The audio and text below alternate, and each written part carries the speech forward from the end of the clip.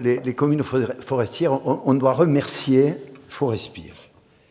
C'est à partir du moment où s'est créé Forespire qu'on a décollé les communes forestières.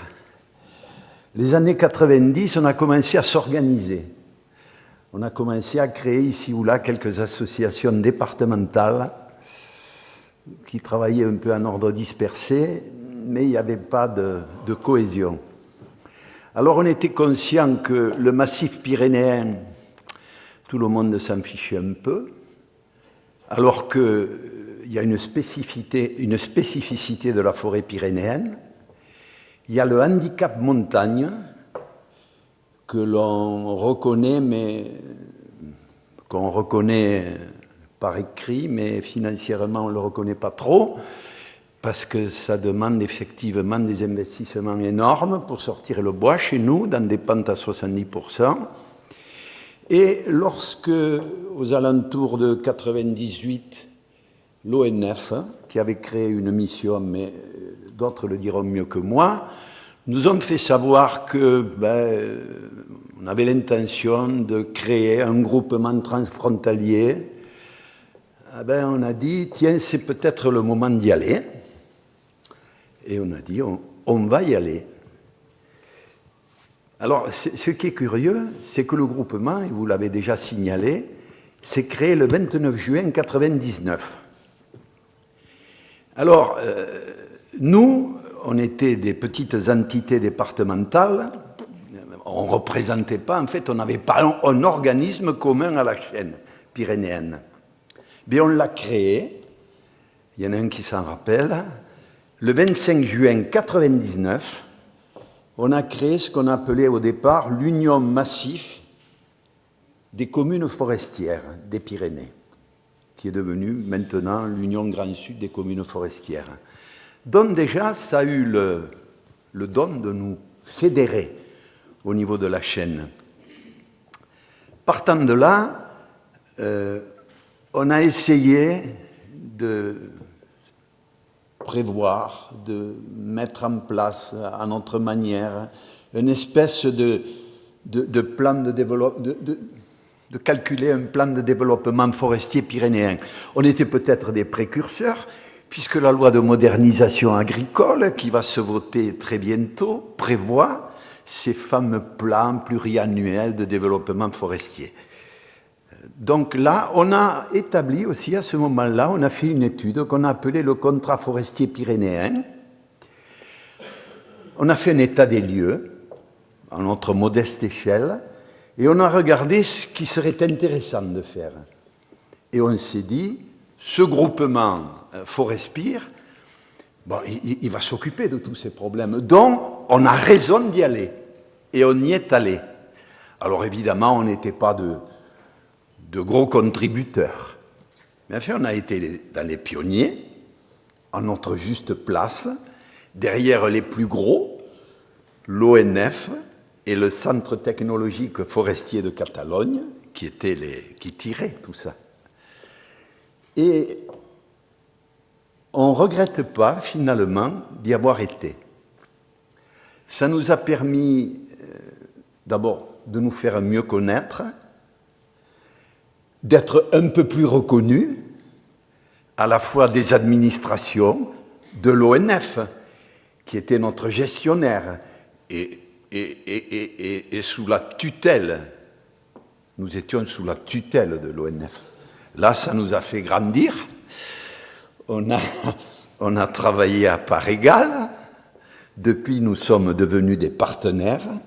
Encore une fois, l'administration a pu commencer à nous reconnaître, peut-être un peu à nous apprécier, parce que malgré que ce soit des bénévoles au départ, des élus bénévoles, les élus, quelquefois on se demande à quoi ils servent, on se dit bon, ils sont bons, ils vont dans les réceptions. Là, il y en a quelques-uns quand même qui ont travaillé, qui ont essayé de bâtir quelque chose, et en collaboration avec ceux qui sont venus au groupement Forespire. Et là, on s'est associé, là, en 2004, quand le programme phare le premier programme phare de Forespire qui a déjà été cité, Sylvapire, mais on a dit on y va. Et on s'est inscrit, on va dire comme ça, dans 4 actions qui nous intéressaient, puisque ce programme, je pense que M. Moret en parlera, avait 3 volets. Un volet gestion forestière, c'est normal. Un volet valorisation du bois, c'est normal. Et un volet formation. Bon, on s'est enfilé là-dedans pour essayer de nous faire entendre. Alors c'est vrai que ça a été un parcours, ces 10 ans là, hein. Ça n'a pas été lisse tout le temps. Hein. Tout à l'heure, j'écoutais M. Goyer là, quand il disait, mais évidemment, malgré que ça nous ait permis de nous apprendre à nous connaître, les uns et les autres, tant entre Français, partenaires, que ce soit les membres de l'interprofession de Midi-Pyrénées, que ce soit les coopératives, que ce soit...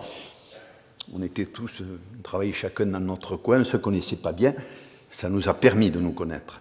Puis, ça nous a permis de connaître nos partenaires espagnols.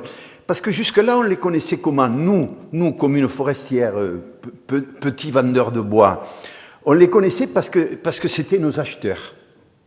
Ils étaient de l'autre côté de la frontière, et eux, nos bois, ils trouvaient qu'ils n'étaient pas si mal que ça. Ils venaient les acheter chez nous, ils nous les payaient bien.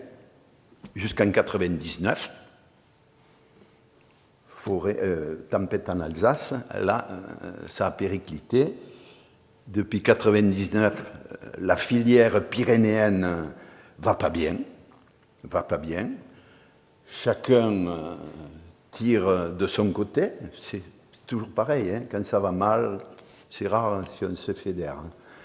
Et peut-être que c'est une explication aussi à donner à M. Goyer, c'est que dans ces cas-là, encore une fois, chacun essaie de s'en tirer à sa manière.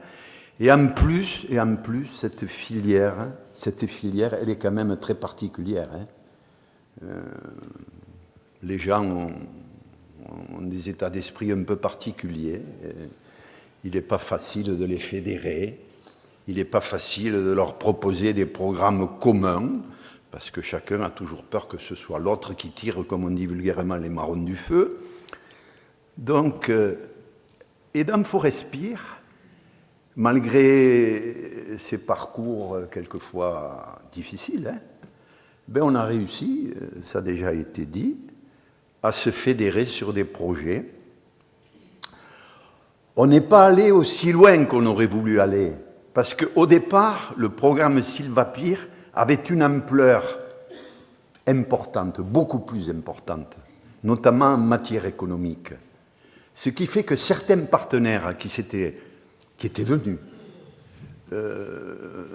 quand ils ont vu que cette partie économique, que nos partenaires financiers, à l'époque, n'ont peut-être pas su reconnaître comme il le fallait, mais que cette partie économique, qui est le nerf de la guerre quand même, hein, c'est bien de s'occuper de biodiversité, des petits oiseaux, des libellules, des machins, mais enfin, il y a le bois, il faut le vendre, et c'est l'économie forestière, ça. Et là, ça a peut-être fait que des partenaires de première transformation, de deuxième transformation, les entrepreneurs de travaux forestiers n'aient pas trouvé leur compte. Je crois qu'on est en train d'évoluer. Il y a des programmes transfrontaliers que mène Forespire qui tendent à démontrer que petit à petit, on se rassemble. En tout cas, je crois qu'il faut que j'arrête, parce que si vous ne m'arrêtez pas, je continue jusqu'à ce soir.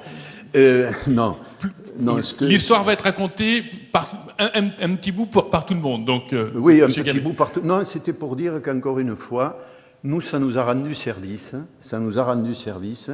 On attend encore de plus grands services, bien sûr. Mais je crois qu'on va y arriver. Merci. Et merci à vous.